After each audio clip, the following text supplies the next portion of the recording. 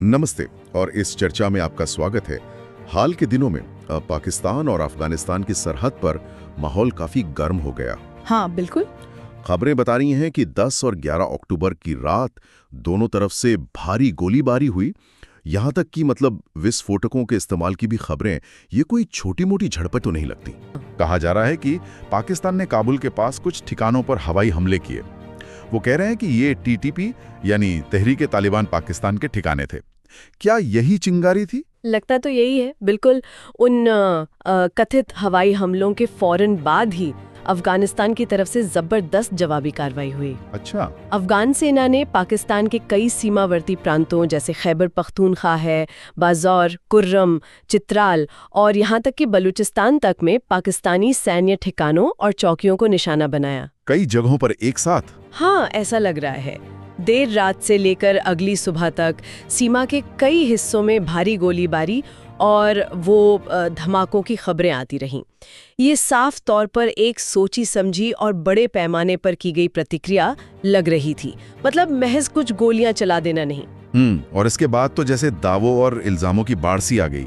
हाँ। अफगानिस्तान की तरफ से तो बड़े चौंकाने वाले दावे किए गए हैं। हाँ, बहुत बड़े दावे हैं। उनका कहना है कि उन्होंने 55 से ज्यादा पाकिस्तानी सैनिकों को मार गिराया है। कुछ अपुष्ट खबरें तो यह आंकड़ा 58 तक बता रही हैं। हाँ, मैंने भी सुना। और कई सैनिकों को बंधक भी बना लिया है। इतना ही नहीं, उन्होंने पाकिस्तान की करीब 25 सैनिक चौकियों पर कब्जा करने का भी दावा किया है। 25 चौकियां? हाँ। साथ ही बड़ी मात्रा में हथियार और गोला बारूद जब्त करने की बात भी कही जा रही है। ये आंकड़े अगर सच के करीब भी हैं तो ये पाकिस्तान के लिए बहुत बड़ा झटका होगा। बिल्कुल, ये आंकड़े बहुत गंभीर है। दूसरी तरफ जाहिर है पाकिस्तान इन दावों को खारिज कर रहा है। हाँ, वो तो करेंगे ही। उनका कहना है कि अफगान कार्रवाई में उनके कुछ सैनिक हताहत जरूर हुए हैं, लेकिन संख्या इतनी बड़ी नहीं है। बल्कि पाकिस्तान का दावा है कि उनकी कार्रवाई में 20 के करीब अफगान सैनिक मारे गए या घायल हुए हैं। अच्छा, उनका दावा 20 का है। हाँ, और उन्होंने अफगानिस्तान की 19 चौकियों पर कब्जा कर लिया है। पाकिस्तान ने यह भी कहा है कि उन्होंने अफगानिस्तान के 3 ड्रोन्स को मार गिराया है। 3 ड्रोन भी? हाँ, तो आप देख सकते हैं कि जमीनी हकीकत क्या है ये कहना बहुत मुश्किल है, क्योंकि दोनों तरफ से जो बताया जा रहा है उसमें जमीन आसमान का फर्क है।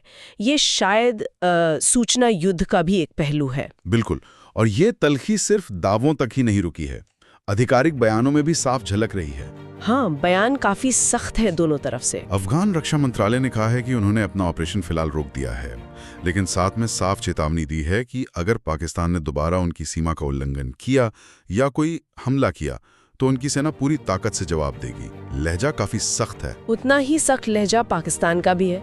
उनके गृह मंत्रालय की तरफ से बयान आया है कि पाकिस्तान की संप्रभुता पर कोई आंच नहीं आने दी जाएगी और ऐसा मुंहतोड़ जवाब दिया जाएगा कि कोई दोबारा पाकिस्तान की तरफ बुरी नजर से देखने की हिम्मत न करे।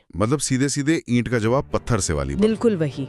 इस तनाव को देखते हुए कतर, ईरान और सऊदी अरब जैसे जो क्षेत्रीय देश हैं, उन्होंने दोनों पक्षों से शांति और संयम बनाए रखने की अपील तो की है, लेकिन फिलहाल माहौल शांत होता दिख नहीं रहा है। ये हालिया घटनाएं तो बहुत चिंताजनक हैं ही, लेकिन जैसा आपने शुरू में कहा था, ये सब अचानक नहीं हुआ है। नहीं, बिल्कुल नहीं। पाकिस्तान और अफगानिस्तान की ये सरहद तो सालों से, बल्कि शायद दशकों से सुलगती रही है।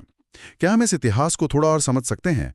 क्योंकि बिना उसे समझे शायद हम आज की स्थिति को पूरी तरह नहीं पकड़ पाएंगे। आप बिल्कुल सही कह रहे हैं। ये समझना बहुत जरूरी है कि ये सीमा लंबे समय से अस्थिर रही है।